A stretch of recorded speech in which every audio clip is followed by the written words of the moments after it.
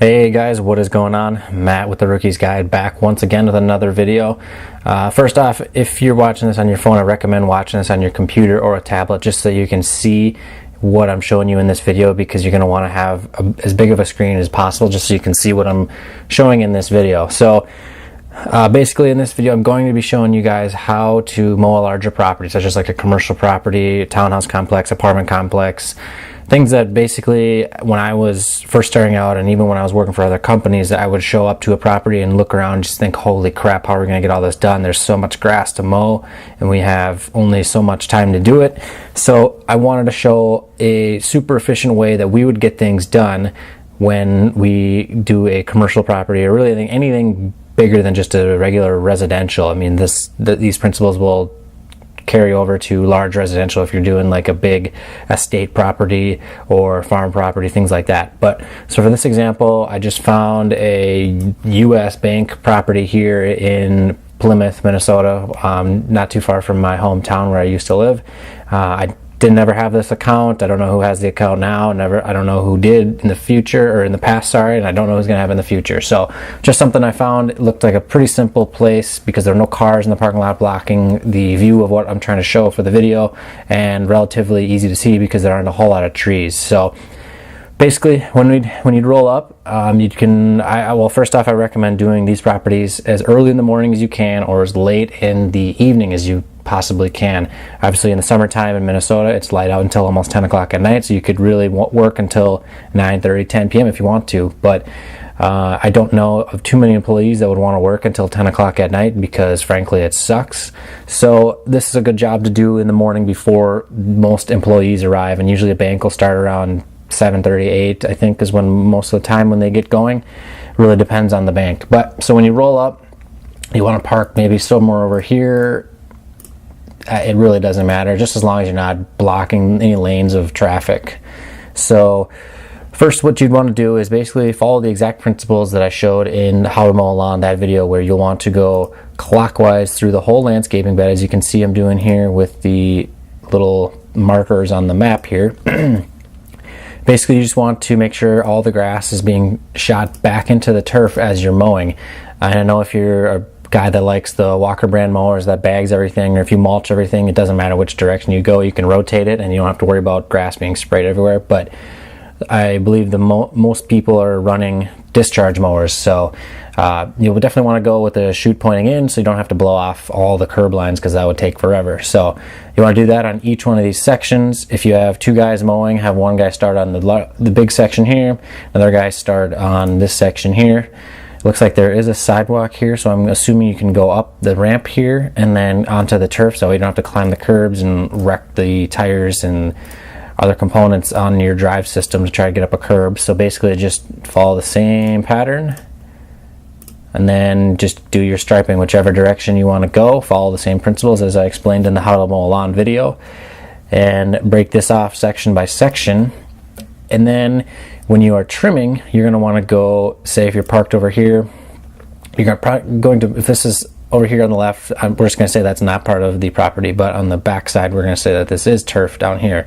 So we're going to say all this stuff is done being mowed. And I know some people like to trim before they mow, and in the past I've also done that myself, whether it's with a guy who knows the property really well, or if I'm out just doing mowing on my own.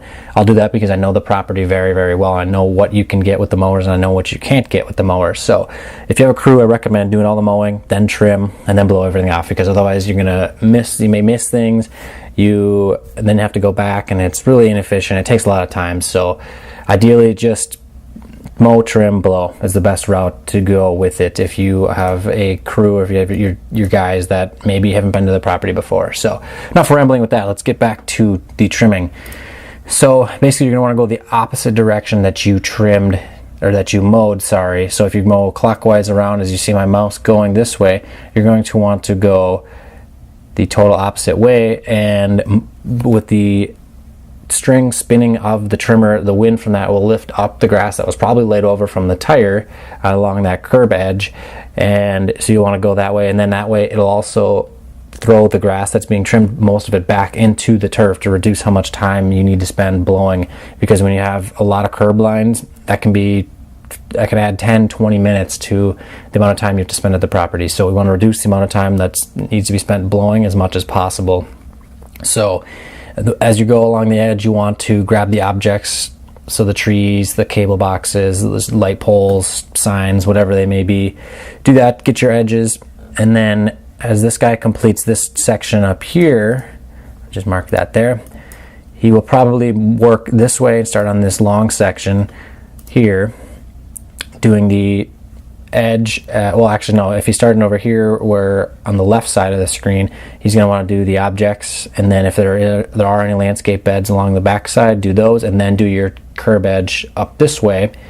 And if it's a two-man team, the other guy would be starting on this bed here, and then as he's going, he completes that, he will go over here and start, clear out the markers, he'll start on this end here, and he'll be walking, and likely he will be meeting up with the other guy, and because the other guy, as he is doing, and this may be you, maybe a foreman, whomever it may be, he will go from this point over to here, and then he'll start going this way, and as they go, they'll take care of the objects, and then they'll likely meet, I don't know the exact distance and all this, but he will probably meet up somewhere around this area in this general vicinity, somewhere through here. So once they are all done with the trimming, then we blow everything off. Obviously, you definitely want to make sure the sidewalk's blown off very well in front of the building, as well as the city sidewalk.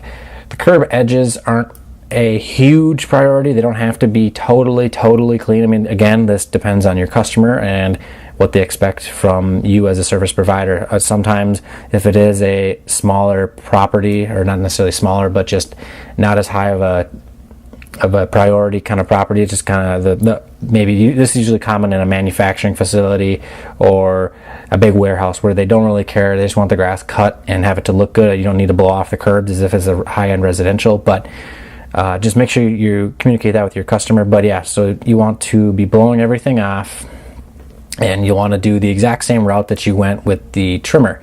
So you'd be coming along through here, blow off the sidewalk real well, because there'll be a lot of foot traffic and bike traffic, I'm sure. If it's a city and it's in a busy commercial area like this area is, there's a bunch of stores and restaurants. So then keep running through here, blowing off all these edges, while your other guy is up this way doing the sidewalk, the curb edge here along the drive up lane, and then once again they will meet right in the same exact spot.